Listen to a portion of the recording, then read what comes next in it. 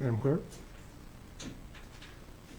Mr. Michael Hargrove, please come to the podium, state your name, your address, and he wants to speak about codes. I had three items. One just got covered, more or less. Michael Hargrove, 2012 Alice Street here in town.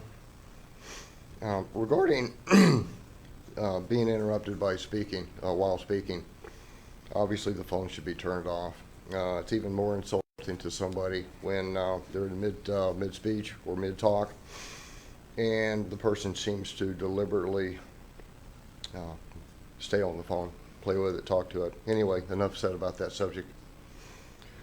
As far as transparency, about 3-4 weeks ago in one meeting I spoke about the need for more transparency in city government. And I used two examples at that time. One was a potential housing development, apartment development, over on the District 3 Brunel Street area. At the same, or later on in another meeting, I had the commissioner say, well, you know, transparency is the way we want to go on things. And in that particular development, progress is being made. That's what I heard. Well, the developer, unfortunately, is still wondering if the city still has his contact information, because they have not heard from anybody in the city since the original February meeting regarding this project. And I wanted to relay that over to the mayor and the city commission tonight.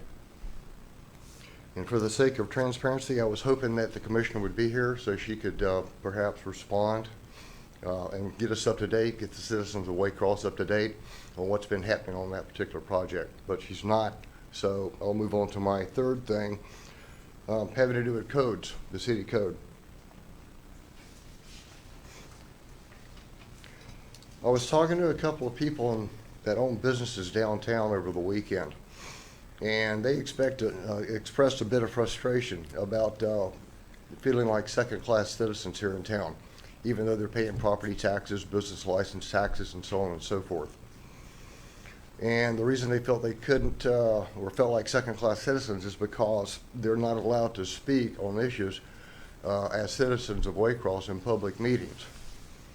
And so what I've done is I've taken section 2-66 A and B, I've made some modifications to it, and I'm going to give it to the city attorney to review it at some point. Perhaps we can change the codes to where they can include business owners and people lawfully, property owners running businesses downtown who don't live in the city.